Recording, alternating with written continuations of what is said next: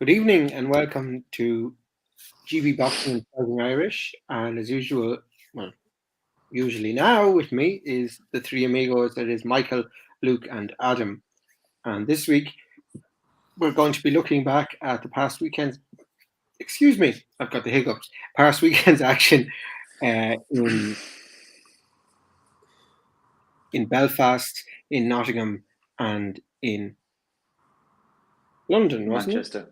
Manchester. Thank you. Manchester. Oh yeah, Luke's stomping ground, Manchester. So we'll start in Dublin, Belfast even, and we'll have a quick recap of that. Luke, I think you watched that, didn't you? So how was it? Yeah, really entertaining little scrap. Really well matched. The rest of the card was entertaining, apart from Tommy McCarthy's fight. Yeah, which was a very dull affair. Mm-hmm. Tommy, as talented as he is, he just has a habit of boxing within himself and kind of dropping down to the level of his opponent, which is a very common thing. And only the very best are able to kind of try and maintain that.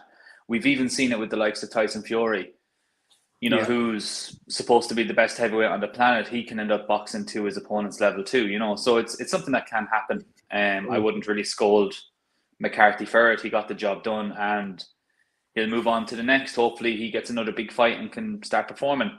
Now the main event, Eric Donovan, first and foremost, just want to say I'm delighted that he got his title. Yeah. He set out with a singular goal in mind when he turned pro. When he turned pro, he didn't envision taking on Robeisy Ramirez. He's back boxing at the level he should be boxing at. It's a shame he didn't get his chance with Matchroom after his performance against Zelfa Barrett.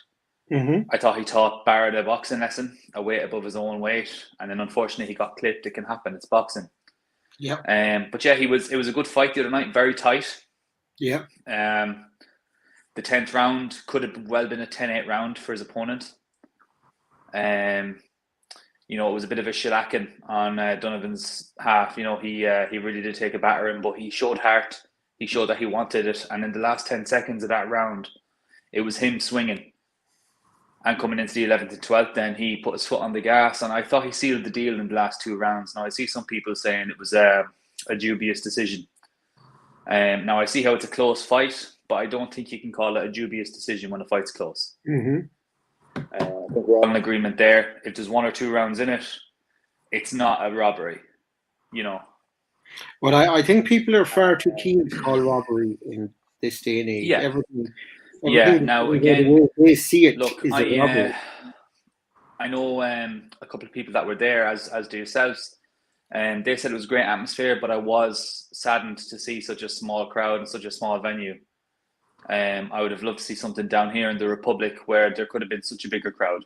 I thought it was sold out. Yeah, but it's still a very small venue. There was only like 600 there.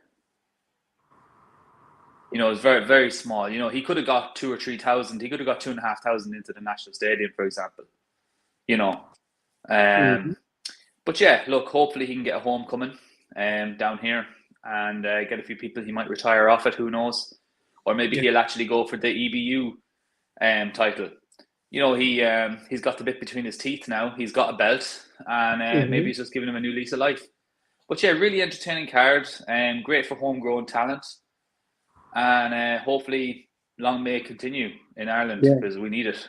And it was great to see TG Cahar covering it, or TG4. Oh, breath of fresh air. The Irish Channel 4, basically, boys. S4C. That's what it was on. Michael. I saw some of it. It was Triple O Owen O'Neill. I saw some of his fight, and it was fine, and Owen won. And I think Owen's hoping to move on and fight for a title of some kind from that. Again, the main event. Now, the main event, I was caught between two stools because the other main event had started and I was with Joel on that, so I couldn't give my full attention to it. And from what I saw, it was very close. I couldn't say who won because I didn't watch all of it, but it was a very close fight from what I saw. I turned over after round 4 for Parker Joyce. Yeah. And I rewatched the whole fight then because it was recorded. Very So I watched it straight away after. Now, lads, if you get a chance, and anyone who's watching this, if you get a chance, round 10 was spectacular. Donovan took a beating so bad for 2 minutes and then came back into it and fought his heart out. Really, really good round. Well, if as good as any round of boxing you're likely to see. Excellent. Well, if I find that, I'll tweet it out on our at GB. Yeah, do Ireland Boxing. I'll tweet that out to everyone. But it was great. And so, what was did anyone now watch the Nottingham card before we moved to Manchester? I watched the Nottingham card. Okay, well, we let Adam go first, and then Luke, you can come back in on it. Perfect. So I kind of watched the main part of the card, and I caught one of the kind of prelims as well. So I'll go through the main card, and then I'll very quickly mention the prelim at the end.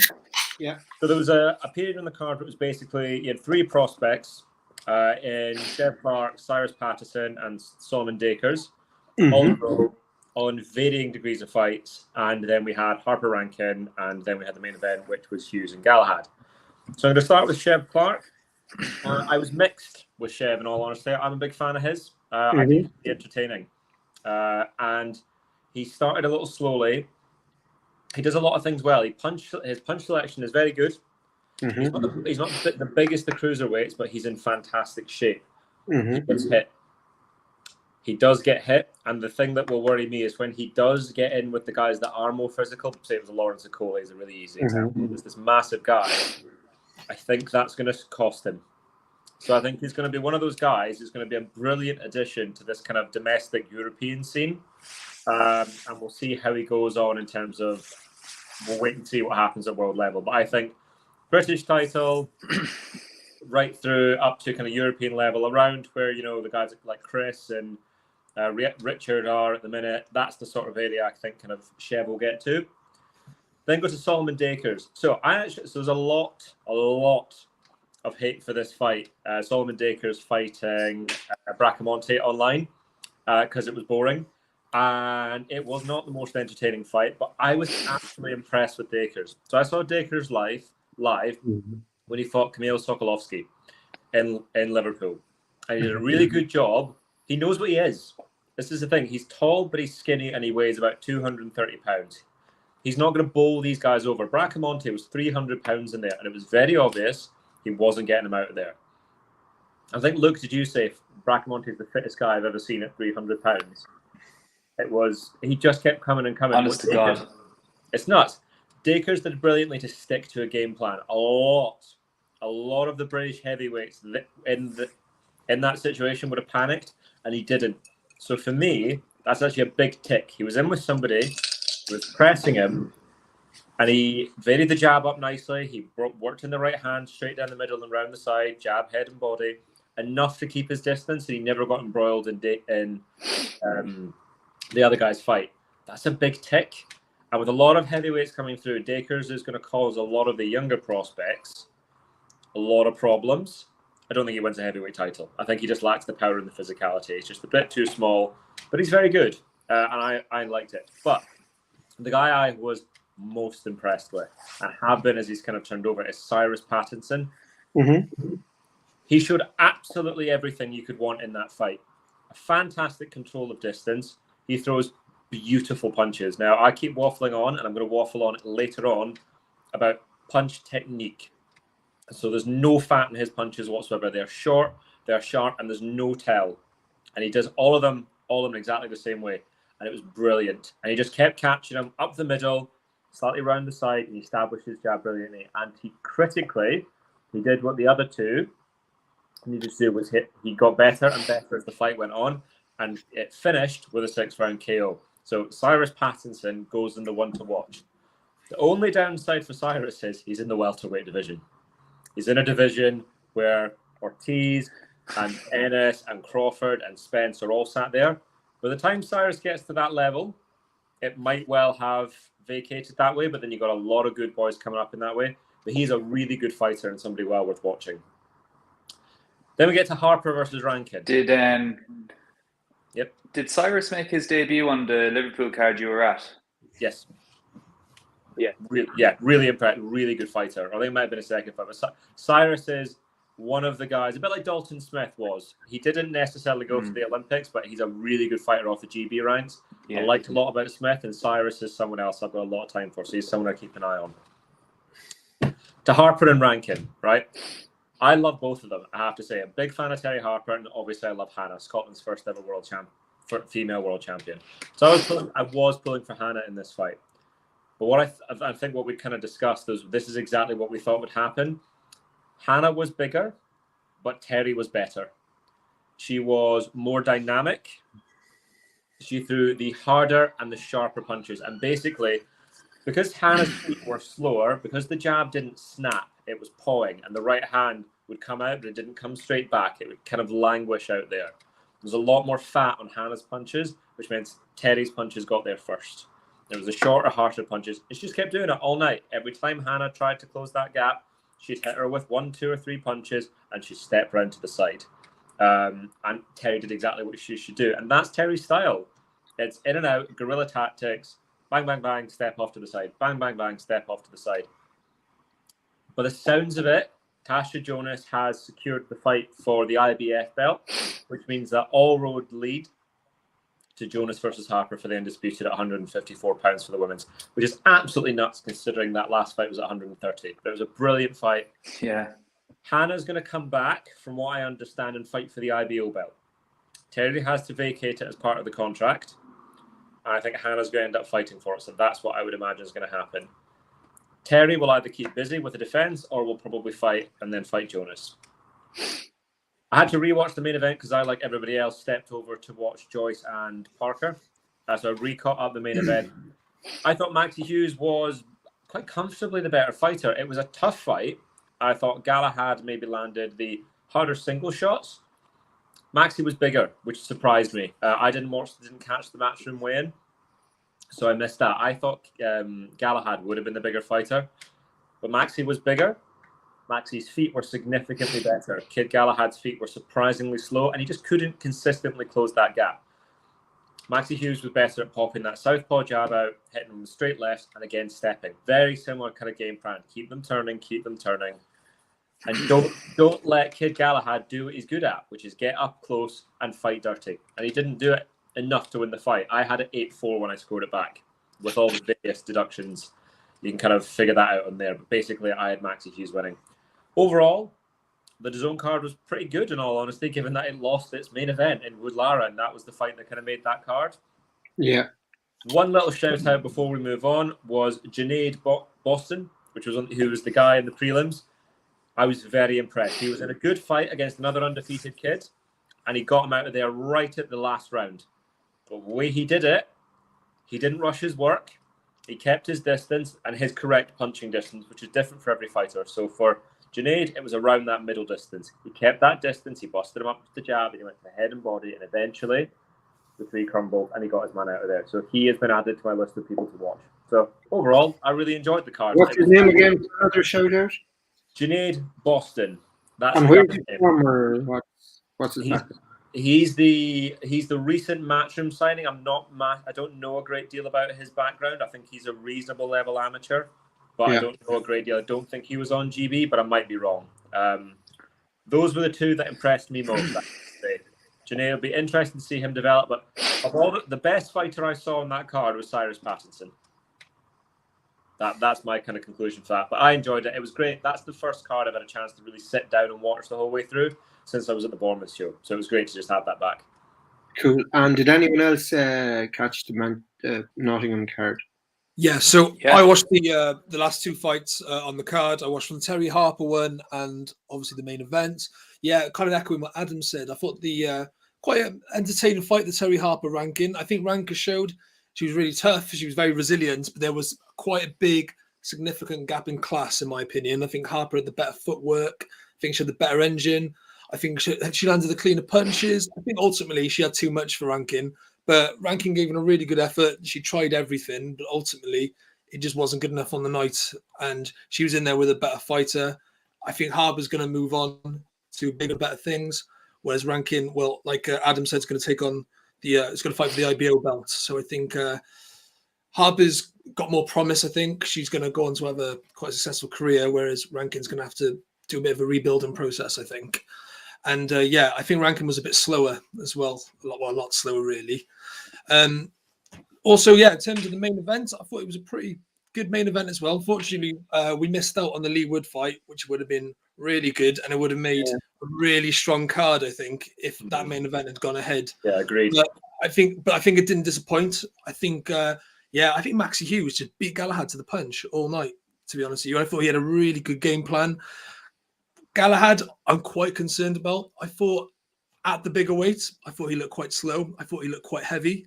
And I thought that kind of didn't allow his attributes that, making people miss, making people pay to kind of work on the night. I do think there's a bit of I think Galahad's quite scared to overcommit now after the last performance. He got quite excited against Martinez. He was cruising in that fight, then ended up getting KO'd. I think that's taken something out of him. And it's quite sad, really, because I think Galahad had quite a lot of promise early in his career, but because he looked so good, but with not a big kind of following, the big fights like the Framptons and the Quiggs at the time weren't too interested. It was kind of high risk, low reward.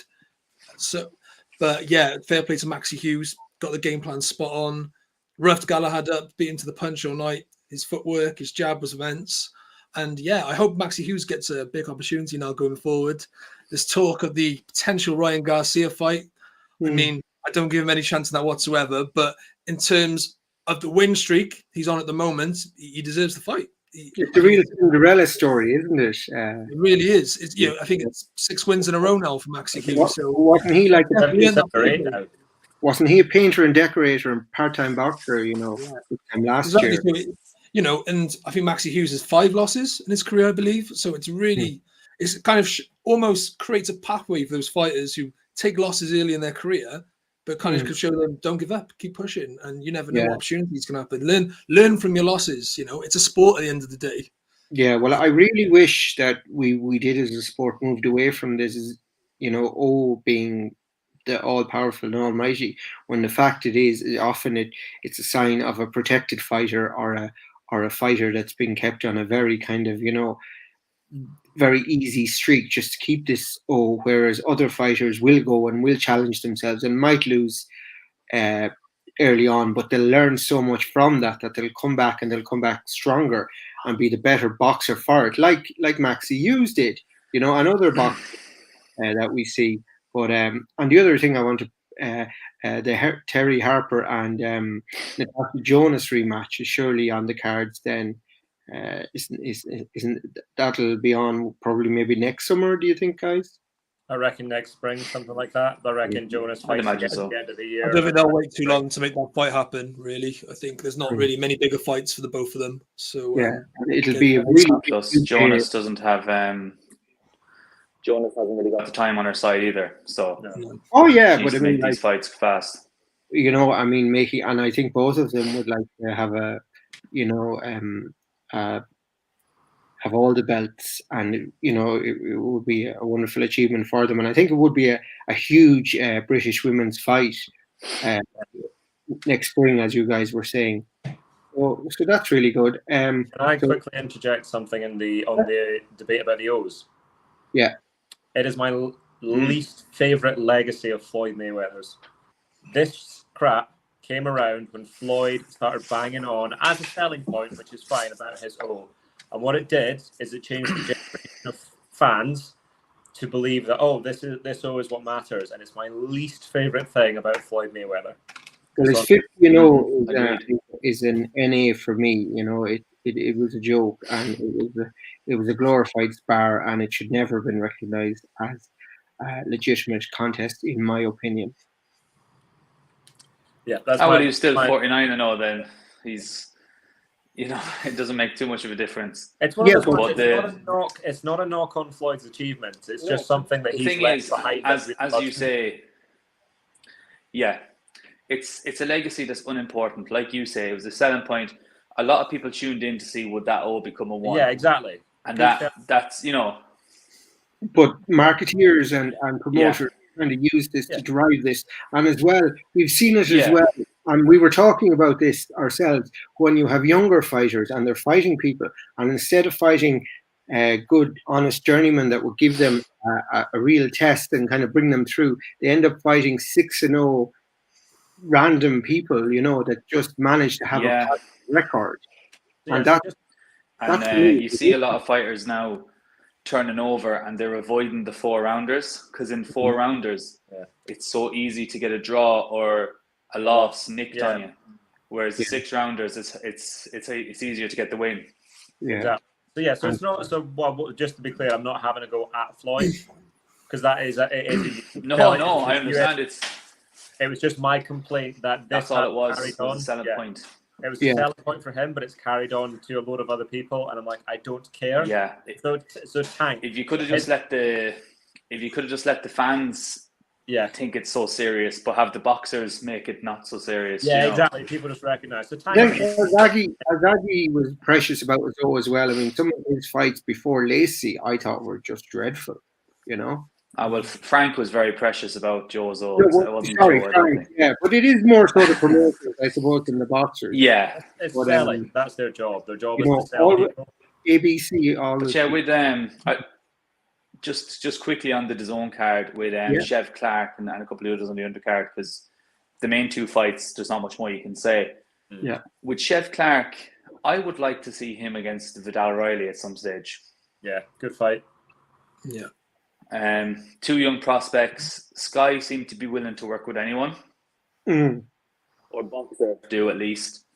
I think that's a really good cross fight, you know. And we're talking about prospects fighting each other early.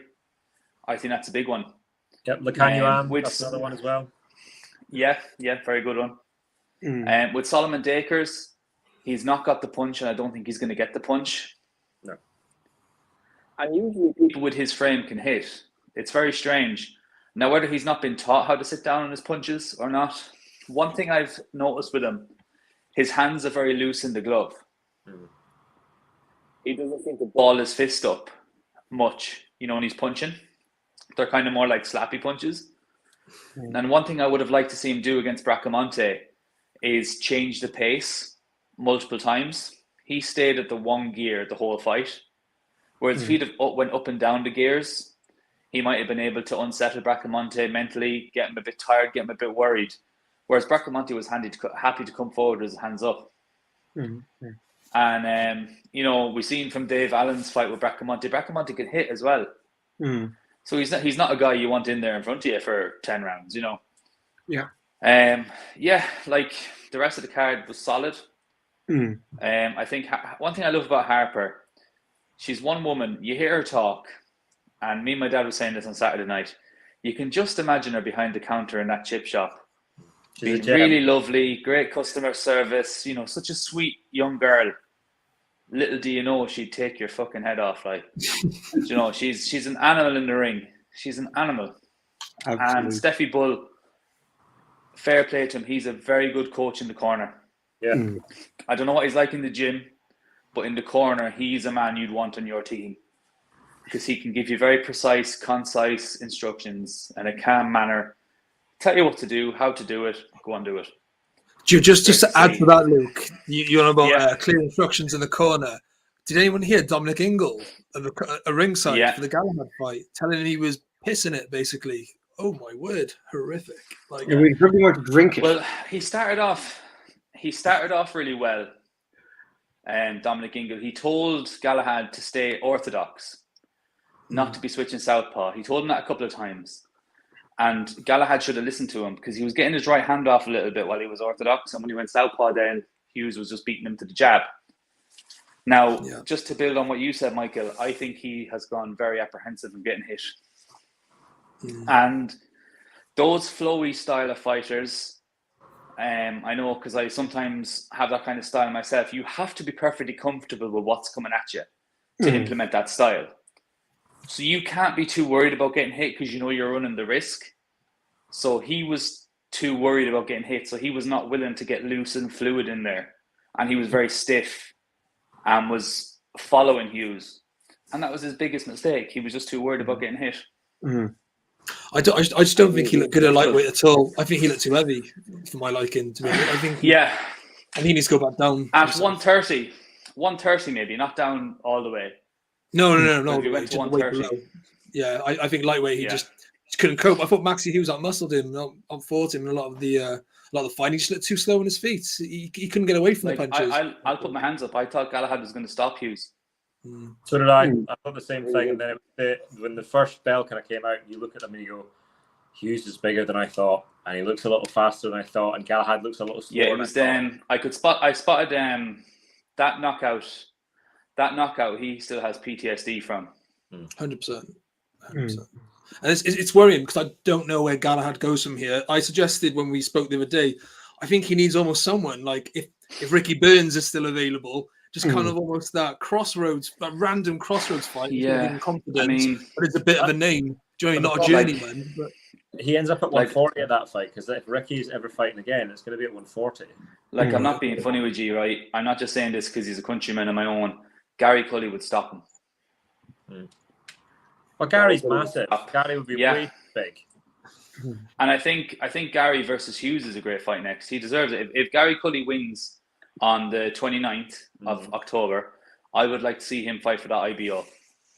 There you go, boys. And that's the call out from Luke on that. Now we're going to move to Manchester, which today was eliminated from the Eurovision hosts. It's down to Glasgow and Liverpool for anyone that actually. You'll be coming visiting me. What? You'll be visiting me. Glasgow. Yep. What was it? Sure, wonderful. Lulu and everything's going to put us up, so it'll be fine. And Sonia will be crying in Liverpool. But anyway, we'll go to Manchester calling. So I presume most of us watched the main event anyway, but who watched the card in full or most of the card and would like to talk us through it? I caught up on 2 fights. I saw Raven Chapman. Okay. I saw Amanda Serrano, and I saw the unfortunate Heaney fight. Yeah, well, I saw the Heaney fight as well. So, Luke, we'll go with you. Yeah, Nathan Heaney, again, I wasn't disrespecting him last week, and my mind hasn't changed. He's got a following, but that's about it as far as boxing ability goes. He's very fit. He's in great condition. But his boxing ability leaves a lot to be, like, he's going to be English level at best. Well, I think he's aware of that. And it's no slight on him. But he wouldn't be getting these TV slots without the fan base he's got. And 100%. Going back to that precious O we were talking about, as soon as he loses that, how big is his fan base going to be? Well, as far as these fans, the football fans, I call them, as far as they're concerned, he's going all the way. Do you get me? That's their mentality. They're behind him because he's going all the way. I wouldn't, and I don't think there'll be such loyalty once he does lose. Fighters. If you can't fight, no one's going to be interested. You can. All your mates will be buying a ticket. You can have a big following. I get that, but yeah, like Luke said, he's got the O at the moment, and fortunately, he's probably a fighter that needs to hold on to that O as long as he can, unless he fights someone who's really good and people give him the credit for that loss. If that makes sense. 100%. But I think, I got to agree with Luke. There's not a lot of talent there, is there? There's a big following, but he will get found out very soon. They're going to have to either really take their time with him, which they can't do when he's like 32 or however he is. I don't really know where he goes, Nathan Heaney, if I'm being honest. But he's really lucky, like, that he's at 160 and that, like, Cullen isn't at 160 still. Do you know, like, someone like that? Or even a Bradley Ray or someone would Bradley Ray is keen on it, and obviously, it would be a great Manchester versus Stoker rivalry. I think it will be able to put in Bradley. And in Bradley's defence, he's never said, English title is what he's after, he's never put it. But even a Marcus Morrison, who fought there weekend before last, Marcus Morrison would bust up Heaney. But the one thing I want to say about is I believe he's very good to his fans, and he hand delivers all of his tickets, and he's built a very tight group.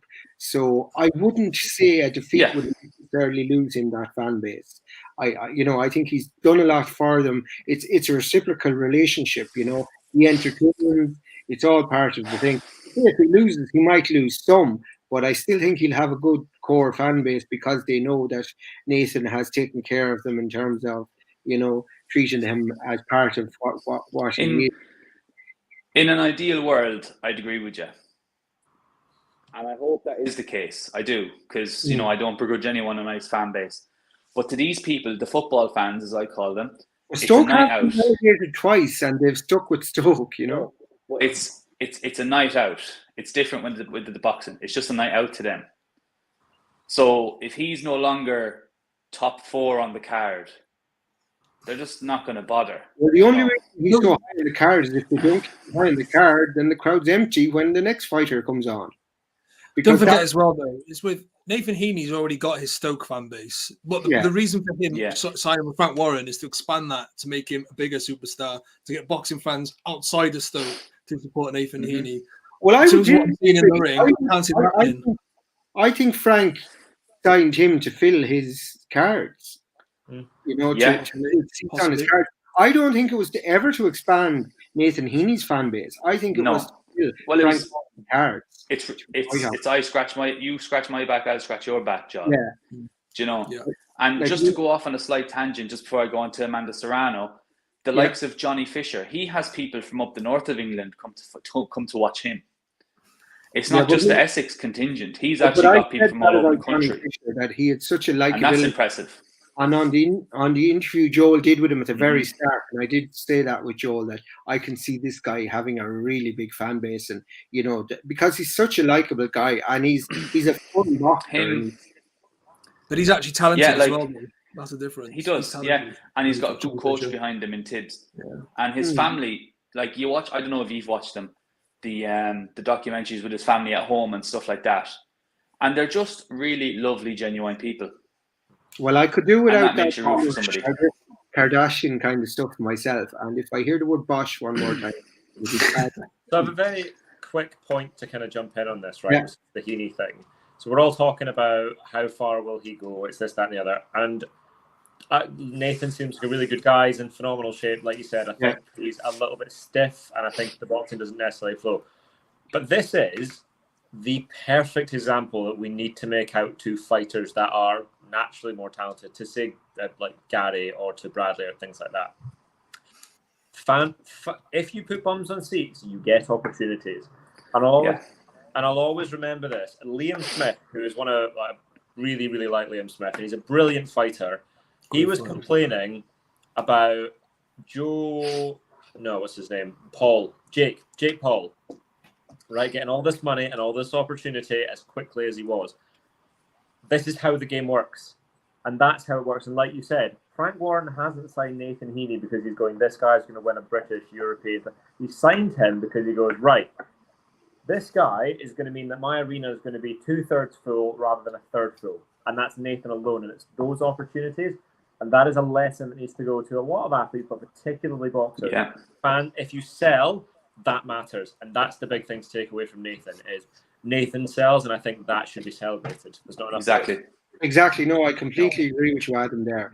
I don't ever think Frank saw it increasing his audience. I think he saw his audience and went, I want that. Yeah.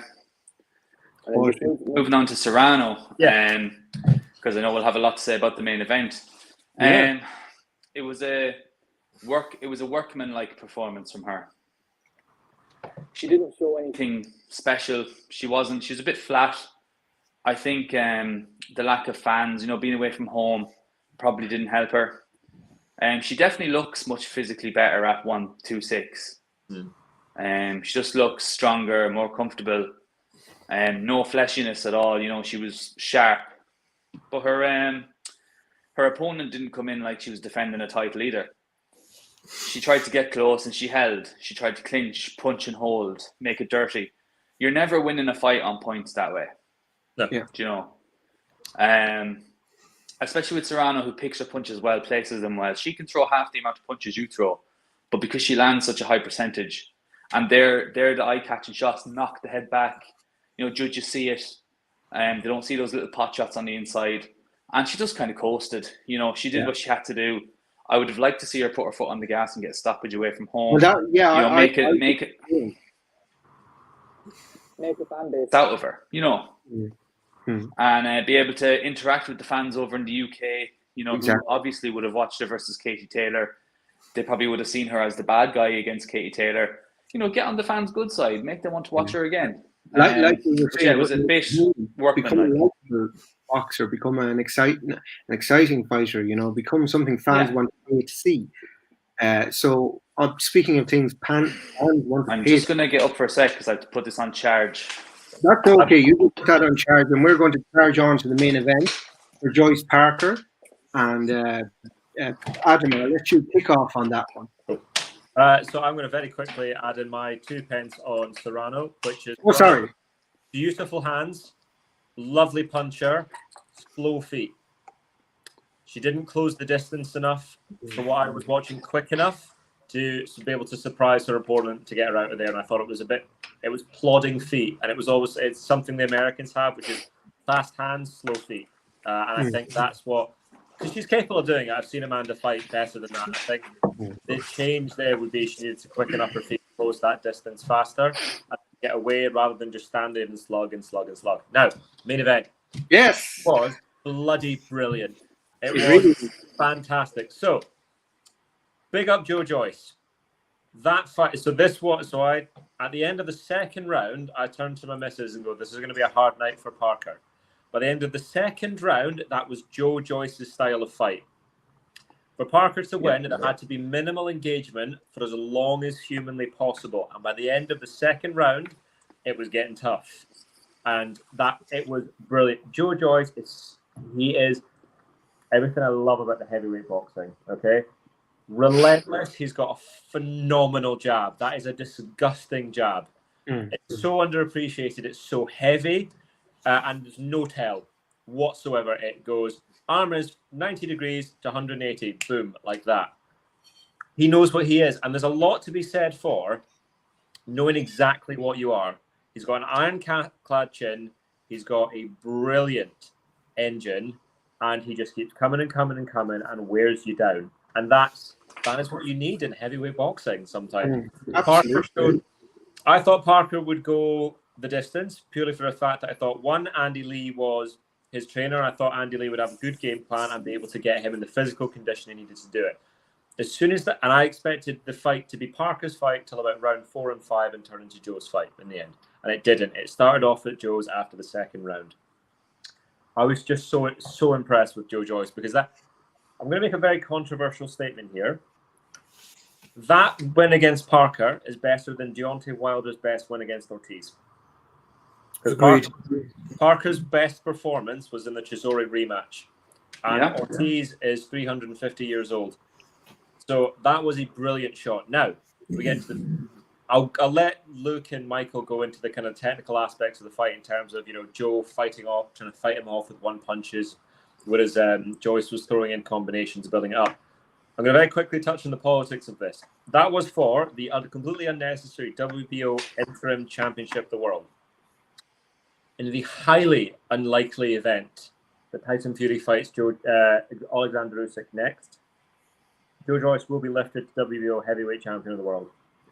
In the highly unlikely event Usyk decides to fight Joe Joyce, he will have to fight Joyce for the belt, but he is now his mandatory.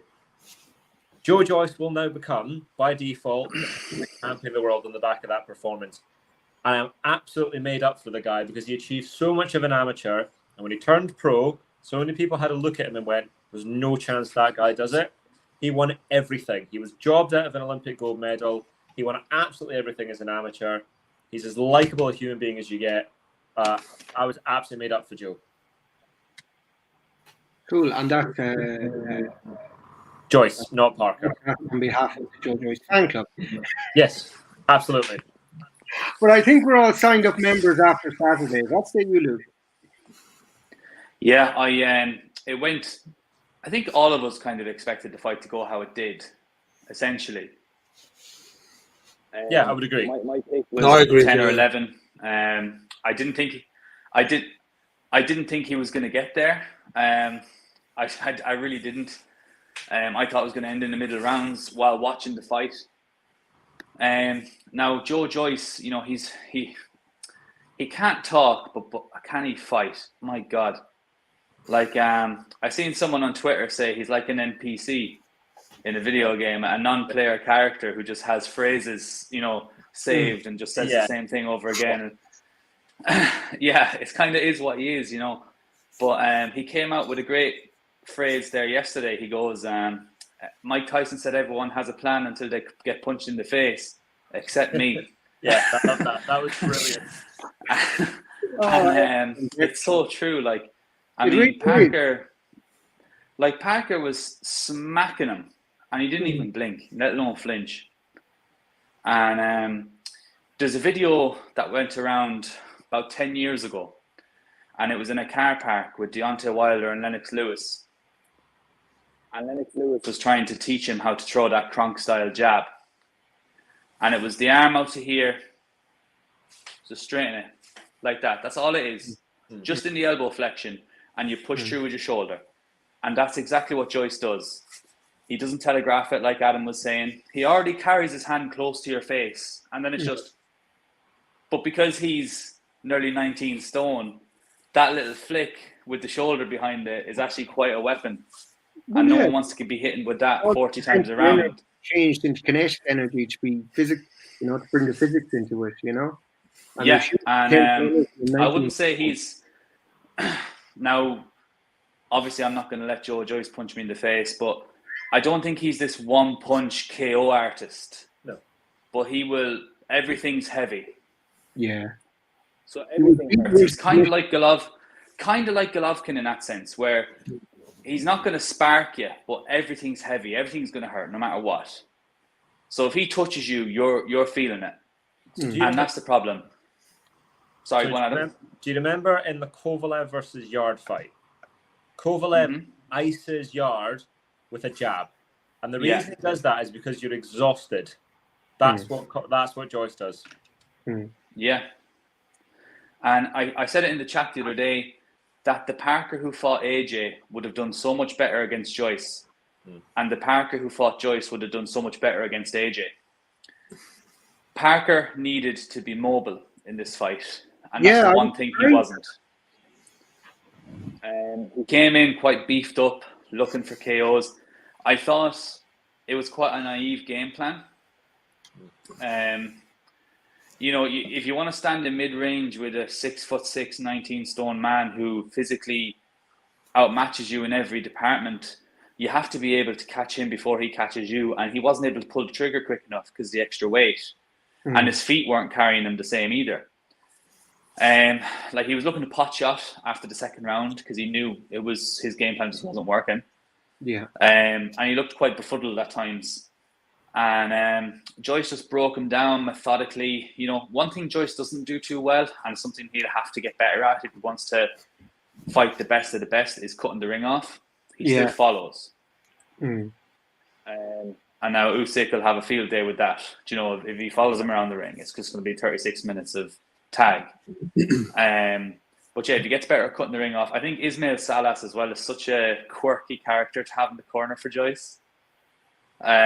You know, he's like 5'2", and he's so outspoken, and you know, he seems like good fun in the camp too, and that's what Joe needs.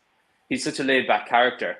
He works hard anyways. He's so experienced from the amateurs, you know, he's just in shape. He does the capoeira as well. He's much more athletic than people give him credit for. But it's that chin. At the end of the day, it is that chin. If you can't break that chin, he's going to break your will.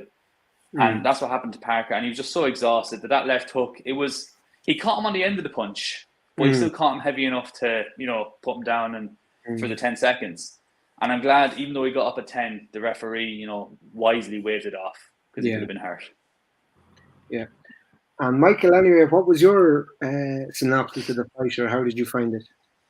They call him the Juggernaut, and what a demolition job it was. It really was, honestly. Luke beat me to it with the Golovkin comment. He is a heavyweight Golovkin. The way he cuts the ring off, stiff jab. He doesn't give you a moment to breathe. But the problem with Joe Joyce is he's 6'6", man mountain. There's almost, when he cuts the ring off, there's nowhere to go. There's nowhere to hide.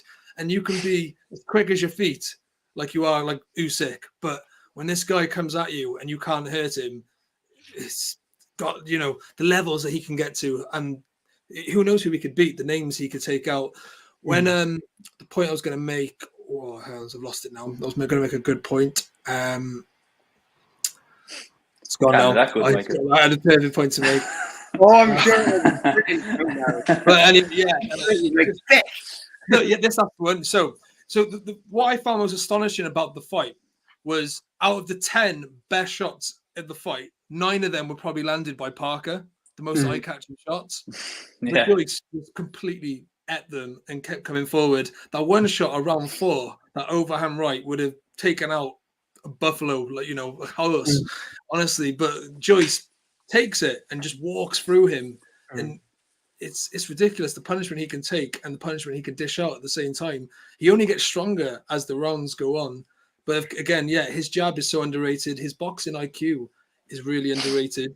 I would say he's the full package, but he clearly isn't, because he's taken a load of shots, isn't he?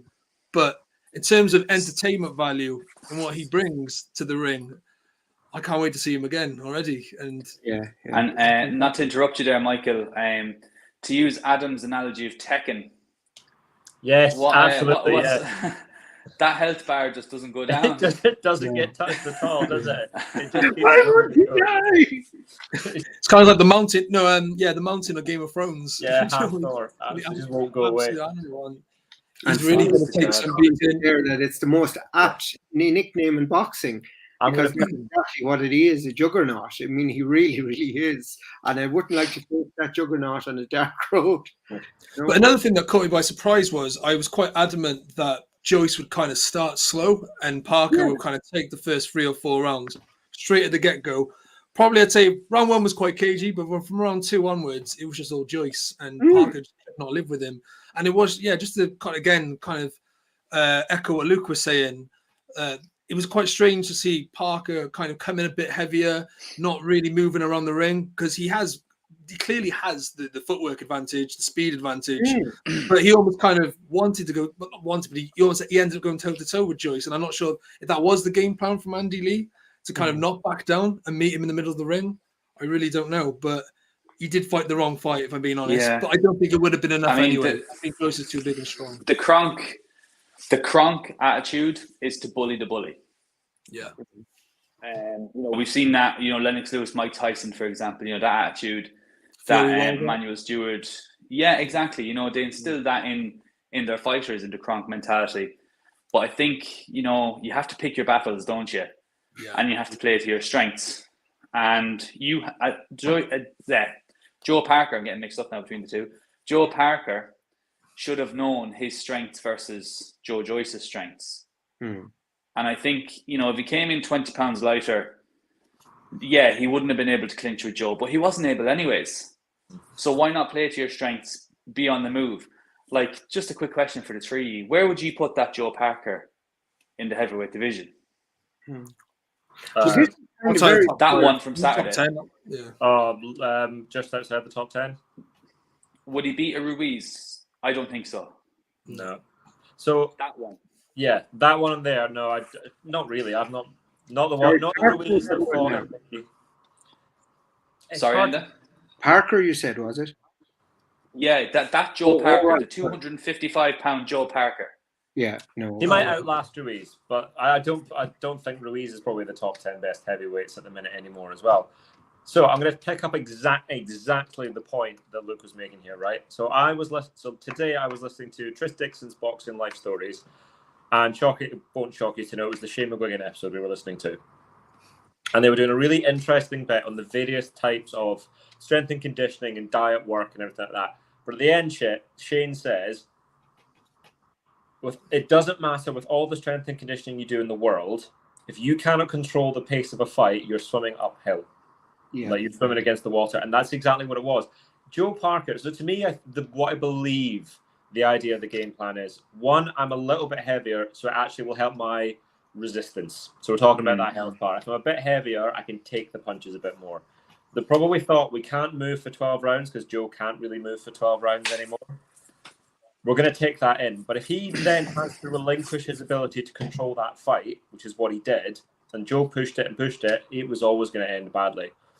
To talk about Joe's, that this was something brilliant that I thoroughly enjoyed. To talk about Joe's relentless pressure and cutting off the ring, like Michael said, he's so good at pressing the fight that like you said, his ability to cut off the ring is quite fun to watch because he turns like an Arctic lorry.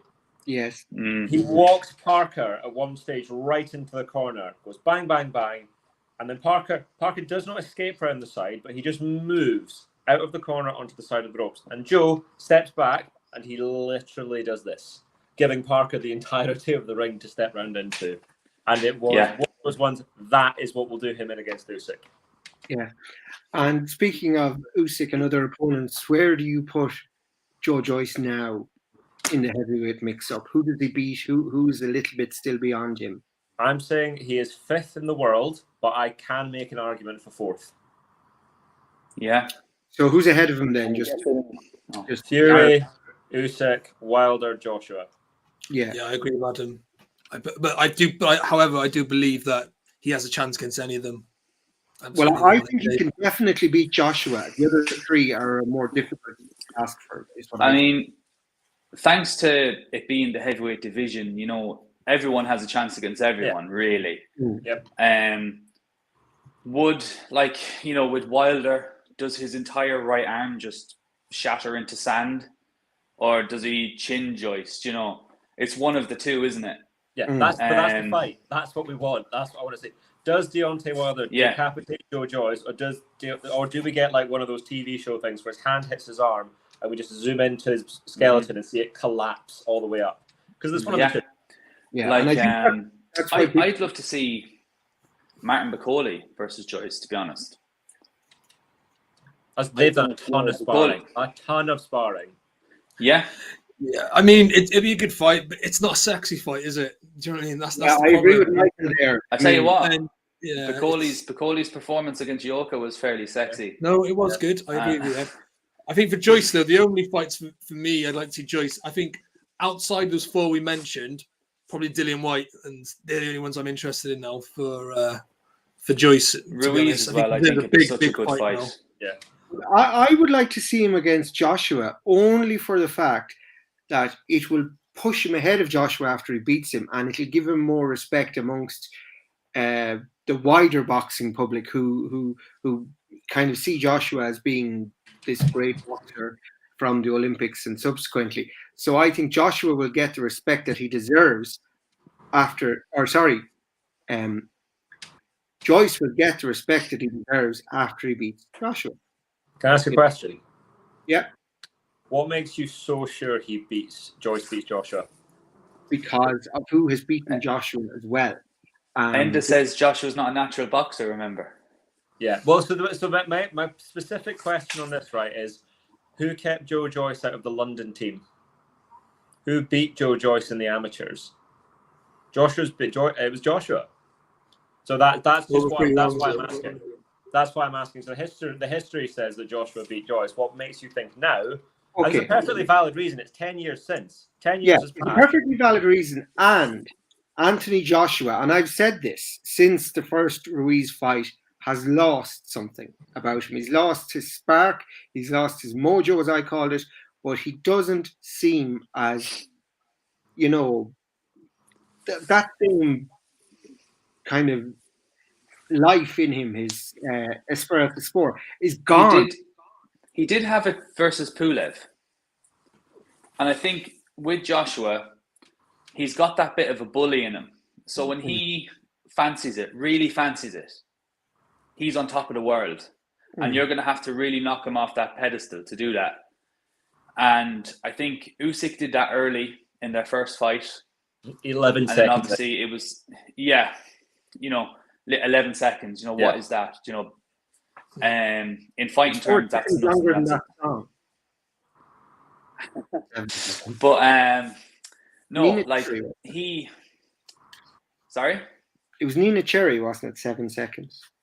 Nina Cherry, I think it was. I don't know the name. Back to Joshua versus Joyce. Joshua can match Joyce physically. Yeah, that was going We've to be the seen point. pictures of them together.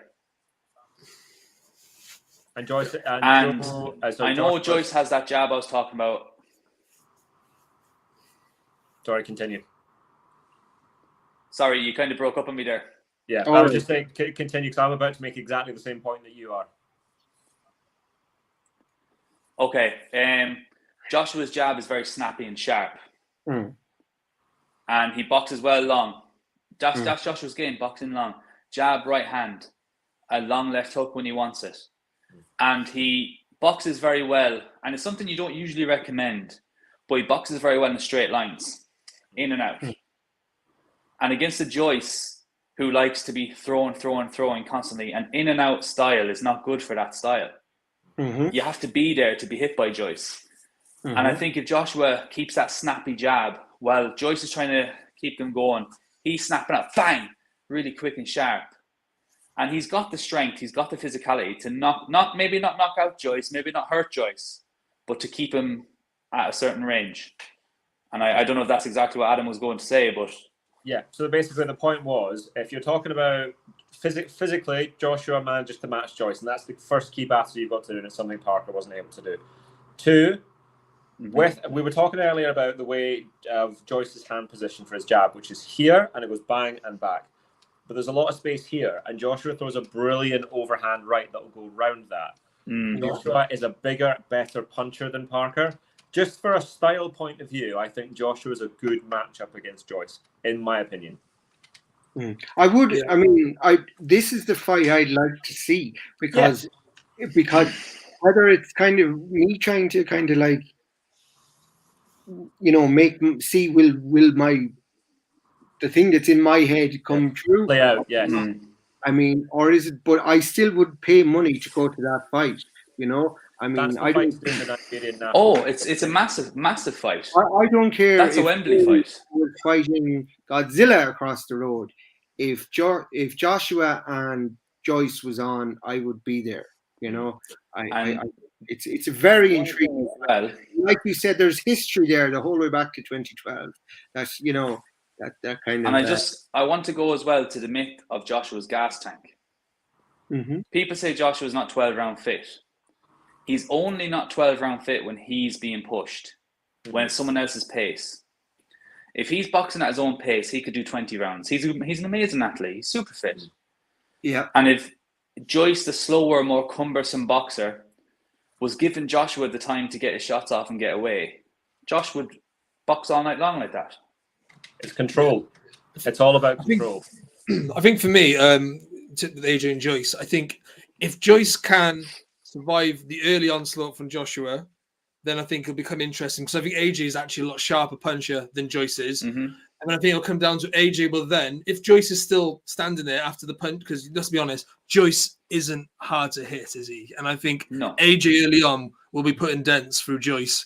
But then if Joyce is still there, AJ will probably have to box to a game plan and do it for 12 rounds. Now, kind of echoing again what Luke was saying, Joyce will have to then put a lot of pressure onto Joshua and really make Joshua work. It's whether really AJ can do that for 12 rounds, keep it up, and Joyce will have to ultimately outlast Joshua, I think, and take it to him late. Because I think Joshua would beat Joyce to the punch pretty easy, if I'm being honest. It's just whether Joyce can outlast him. I don't want to, beat him to the punch round, but I think he'll just wear him down, And just touching on if Fury ever bothers fighting again. Yep. If it was Fury versus his other druggy friend. Yeah, well, look, he was a mess on Saturday night, but the less said about that, the better. We're hoping beyond hope. It is beyond hope. I think now that Joshua Fury gets made. Now with Fury, no, I don't think Fury wants to fight. To be quite honest, no, of course he does. And I don't think he fully fancies it against Joshua, and I don't fully fancy him against Joshua either because.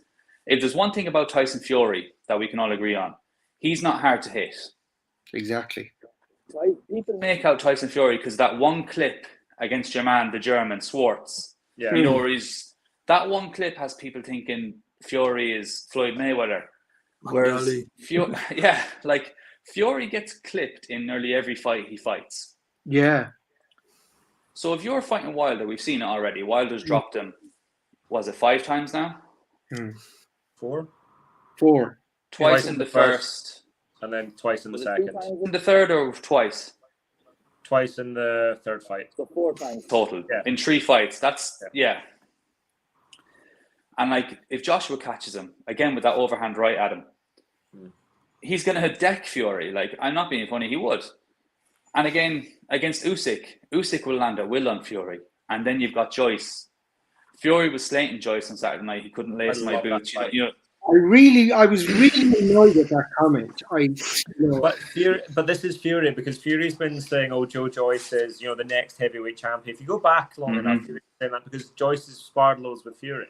Yeah, just it is what it is. I think Joyce has a better chance against Fury than he does Joshua, personally. Yeah, he does. Just I think the most, like, stylistically, Joshua's a harder fight for most heavyweights than Fury is. And if Fury comes out with that Spartan mentality versus Joyce, he will find himself coming against a brick wall with no hammer. I think he'd have to lose serious weight for that fight, for the Joyce fight. He couldn't stay at 270 plus and stand there with Joe for 12 rounds. I don't think he could outdog Joe. I don't think anybody does.